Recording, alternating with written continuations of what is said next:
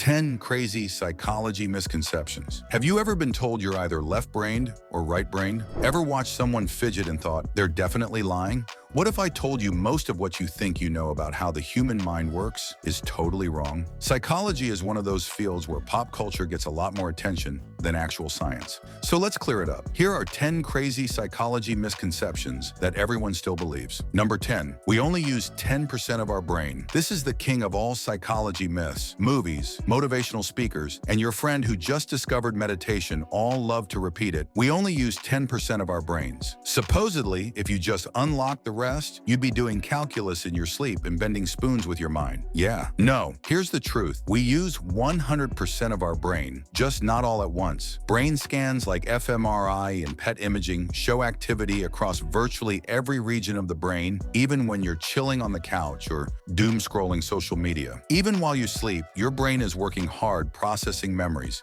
regulating hormones, dreaming about that awkward thing you said in 7th grade. The 10% myth likely started from a misunderstood quote. A psychologist once said, "We only tap into a small part of our potential." Someone took that and thought, aha, 10%. Let's make a movie where Scarlett Johansson becomes a telekinetic ninja. But if 90% of your brain was useless, evolution would have gotten rid of it. Instead, damage to even a tiny area of the brain can cause serious issues, memory loss, speech problems, or personality changes.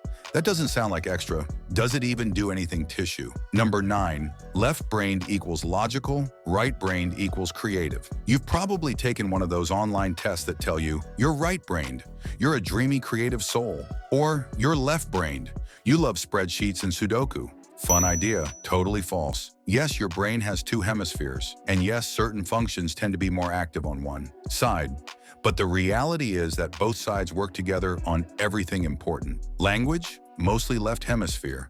But interpreting tone, sarcasm, and metaphor, that's the right side helping out. Creativity, you'll need the right side's imagination and the left side's organization to actually turn an idea into something real. They're not rivals, they're co-workers. The left brain versus right brain idea comes from outdated studies on people with split brain conditions.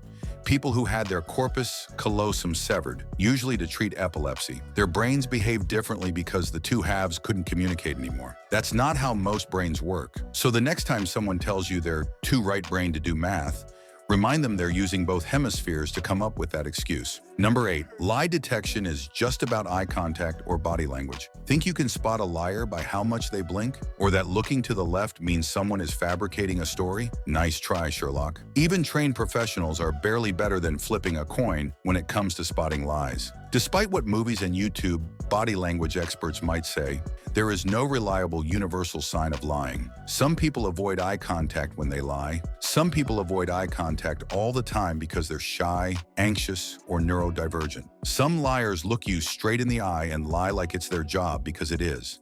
The truth is, most cues we associate with lying are actually signs of stress. And guess what? Honest people feel stress when they're being interrogated too. Studies show that even law enforcement officers and judges, people trained in deception detection, score only slightly above chance. Polygraph tests, also shaky. They're measuring arousal, not honesty. If you're nervous, sweaty, or your heart is pounding, the machine can't tell whether you're lying or just terrified of the test itself. Number 7, hypnosis can make you do anything. Stage shows love to show hypnosis as some kind of mind control sorcery. Someone swings a pocket watch and suddenly a guy's clucking like a chicken or confessing to stealing the office stapler in 2009. But real hypnosis? It's not a Jedi mind trick. Yes, hypnosis is a real psychological state. People under hypnosis experience focused attention, heightened suggestibility, and sometimes deep relaxation. But that doesn't mean they're puppets. You cannot be hypnotized into doing something that goes against your values or beliefs. You won't rob a bank or slap your grandma under hypnosis unless you were already planning to do those things. In fact, most people under hypnosis are aware of what's happening and retain control over their actions. It's more like guided imagination than mind control. Hypnotherapy can be useful for things like pain management, habit change, and anxiety, but it's not a magic wand. It won't make you quit smoking unless you want to quit smoking. Number 6, mental illness equals weakness or laziness. This one is personal for a lot of people and also completely wrong. There's still a nasty stereotype that people with depression are just not trying hard enough, that anxiety is just worrying too much, that ADHD is just being lazy. These aren't personality flaws, they're medical conditions.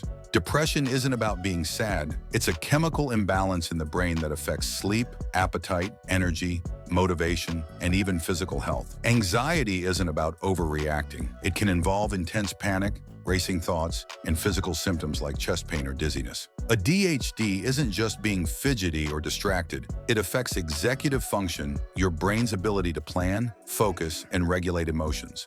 People with ADHD aren't lazy. In fact, many of them work twice as hard just to stay on track. Mental illnesses are biological, psychological, and environmental. Just like heart disease or diabetes, they require real treatment, not positive vibes or bootstraps. And yet people still say, just think happy thoughts to someone with depression. That's like telling a diabetic to just believe in your pancreas. Number 5, opposites attract. It sounds romantic. The shy introvert falls for the wild extrovert. The slob finds love with the neat freak. The nerd marries the jock, and they live happily ever after. But real life, not so much. Research in psychology consistently shows that similarity, not difference, is what draws people together in the long run. Similar values, similar interests, even similar levels of attractiveness. These are what predict long-term compatibility and satisfaction. Sure, opposites can attract initially. Novelty is exciting, but over time, those differences often lead to conflict, not harmony. Your spontaneous partner might just seem irresponsible. Your quiet date might start to feel emotionally distant. Think about it. If you love going out and your partner hates leaving the house, you're not opposites. You're roommates with different Wi-Fi needs. So the next time someone says, we're total opposites, but it works, check back in 6 months. Number 4, people with schizophrenia have split personalities. This one's not just wrong, it's dangerously wrong. Schizophrenia literally means split mind, but it does not mean split personality. That's an entirely different condition called dissociative identity disorder, DID. People with schizophrenia do not have multiple personalities fighting for control. That's movie nonsense. What schizophrenia actually involves are symptoms like hallucinations, delusions, disorganized thinking, and emotional flatness. It's a severe mental illness that affects how people interpret reality. The confusion comes partly from Hollywood. Films and TV shows often blur the line between schizophrenia and DID to create shocking plot twists. Meanwhile, real people with schizophrenia are often misunderstood, feared, or mocked. That stigma has serious consequences. People are less likely to seek help, less likely to get hired, and more likely to be isolated, all because of a myth. Let's be clear, schizophrenia is not a personality disorder. It's a complex brain disorder, and the people who live with it every day deserve support, not stereotypes. Number 3, memory works like a video camera. You probably think you remember your first kiss, your graduation, or where you were on a major news day with crystal clarity. Guess what? You don't. Memory is not a recording device. It's a reconstruction every time you remember. Something your brain is reassembling the scene from scratch, and it's terrible at it. Studies show that even eyewitnesses under oath in court are often wrong. Details get twisted. New information gets blended into old memories. Your brain even fills in gaps without telling you it did. And flashbulb memories, those vivid emotional ones, they feel accurate, but they're just as prone to distortion. You remember the feeling, not the facts. In one study, researchers asked people about where they were during September 11th. A year later, many of them changed key details without realizing it, and they swore they remembered perfectly. So yeah, your memory of how that argument went down in 2016 might not be the unfiltered truth. It's more like a heavily edited podcast with bad transcripts. Number 2, playing Mozart makes babies smarter. The famous Mozart effect. Play classical music to your infant, and they'll grow up to solve physics problems in preschool. Nice idea. Too bad it's based on a misinterpreted study from the 90s. The original research didn't even involve babies, it used college students, and it found a very temporary improvement in spatial reasoning tasks after listening to Mozart for 10 minutes.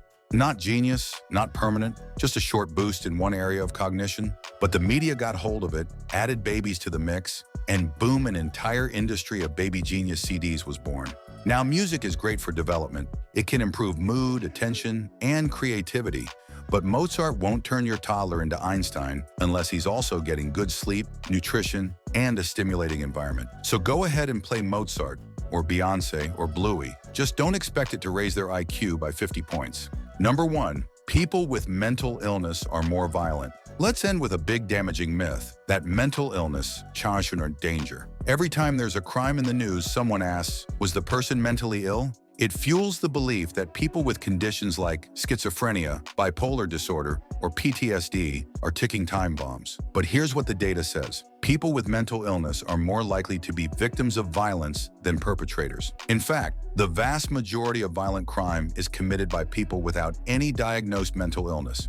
When violence does involve someone with a mental health condition, it's usually in the context of untreated symptoms, substance abuse, or extreme social stress, not because of the illness itself. And when people with mental illness do commit crimes, it's usually against themselves. Suicide rates are tragically high among untreated individuals. That's the real crisis. We need less fear, more treatment, less judgment, more understanding. Because mental illness isn't a villain origin story, it's a health condition just like asthma or arthritis. And nobody should be ashamed to get help. And there you have it, 10 psychology myths that just won't die. The brain is weird, wonderful, and complicated. But if we keep repeating these myths, we're not helping it out. So the next time someone tells you they only use 10% of their brain, or that they can spot a liar just by blinking, send them this video. And maybe we can start using 100% of our facts. I'll be busting more psychology and science myths in future videos if you like this. Subscribe so you don't miss the next brain-bending truth.